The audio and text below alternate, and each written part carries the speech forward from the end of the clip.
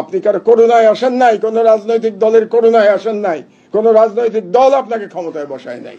বাংলাদেশের ছাত্র জনতা আপনাকে ক্ষমতায় বসিয়েছে। দুটো রাস্তা আছে, either you rule or you quit. তাদের উপরে কোনো আক্রমণ হয় নাই, হিন্দুদের উপরে আক্রমণ হয়েছে আওয়ামী লীগের উপরে, হিন্দুদের উপরে কোনো আক্রমণ হয়। আপনি আওয়ামী লীগ করেছেন, আপনার উপরে আক্রমণ হয়েছে।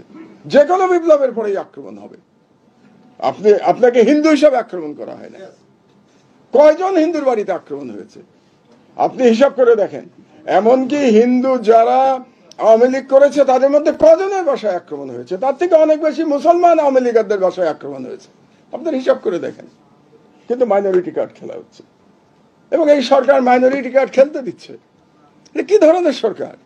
কেন আপনারা মাইনরিটি কার্ড খেলতে দিচ্ছেন? এটা ভারত থেকে খেলা হচ্ছে। ভারতকে চ্যালেঞ্জ করে বলছেন না কেন আপনারা যে তোমাদের বাংলাদেশের মাইনরিটি নিয়ে কথা বলার কোনো অধিকার নাই? তোমার নিজের দেশের মাইনরিটির কি অবস্থা? মুসলমানদের মব লিঞ্চিং করা হচ্ছে, মুসলমানদের সব মসজিদ গুড়িয়ে দেওয়া হচ্ছে, এমনকি খ্রিস্টানদের পর্যন্ত পুড়িয়ে মারা হচ্ছে।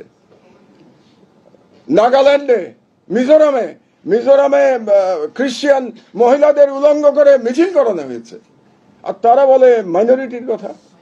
আমরা বলতে পারি না তাদেরকে তোমাদের ঘর আগে সামলাও, তোমরা নিজেদের মাইনরিটি ঠিক করো, তারপরে আমাদেরকে জ্ঞান দিতে এসো যে আমাদের মাইনরিটি কিভাবে আমরা মাইনরিটির সাথে ব্যবহার করব। প্রফেসর ইউনূস সাহেবকে একটা কথা বলতে চাই, সরকারে গেছেন, দুটো রাস্তা আছে, either you rule or you quit. মাঝামাঝি আর কোনো রাস্তা নাই। আপনি ক্ষমতায় গেছেন, আপনাকে রুল করতে হবে, আর নয়তো আপনাকে চলে যেতে হবে, কুইট করতে হবে। রুল করা মানে কি?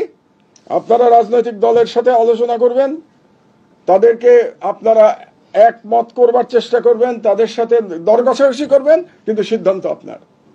আপনি রাজনৈতিক দলকে আপনাকে ব্ল্যাকমেইল করতে দেবেন না, কোনো রাজনৈতিক দলকে দেবেন না আপনাকে ব্ল্যাকমেইল করতে। It is your government. আপনার গভর্নমেন্ট এই শহীদদের রক্তের মাধ্যমে হয়েছে। আপনি কারো করুণায় আসেন নাই, কোন রাজনৈতিক দলের করুণায় আসেন নাই, কোন রাজনৈতিক দল আপনাকে ক্ষমতায় বসায় নাই। বাংলাদেশের ছাত্র জনতা আপনাকে ক্ষমতায় বসিয়েছে। এর থেকে বড় ক্ষমতা আর কি আছে? কিসের ম্যান্ডেট আর কিসের সংবিধান? জনগণের উপরে সংবিধান আর ম্যান্ডেট নাকি? আপনাকে জনগণ, ছাত্র জনতা বুকের রক্ত দিয়ে আপনাকে সরকারে বসিয়েছে। যাদের আমি আজ আপনাদের ভিডিও দেখালাম, এই পরিবারের অশ্রু এবং রক্তের উপর দিয়ে আপনি ক্ষমতায় এসছেন। আপনি কেন সরকার রাজনৈতিক দলগুলোকে এত পাত্তা দিচ্ছেন? আপনার ইসকনকেও পাত্তা দেওয়ার দরকার নাই, দরকার হলে ইসকনকে ব্যান করে দেন। ইসকনের বিরুদ্ধে আপনারা দেখেন যে ইসকনের এই হিন্দুত্ববাদী নেতারা কারা, এটা তো দেখা দরকার। সনাতনী নাম দিয়ে তারা রাস্তায় নেমে পড়লো। এই সনাতনী এতদিন কোথায় ছিল? 16 বছর কোথায় ছিল এরা? আওয়ামী লীগ আমলে তোমরা কোথায় ছিল? এখন তোমরা রাস্তায় নেমে আবার ঢাকা গেরোয়ের হুমকি দিচ্ছ। আরে ভাই, বাংলাদেশে হিন্দুর সংখ্যা কত? 8.5%।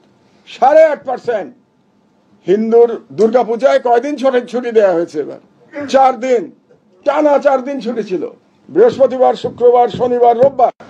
ভারতে মুসলমানের সংখ্যা কত? 15%।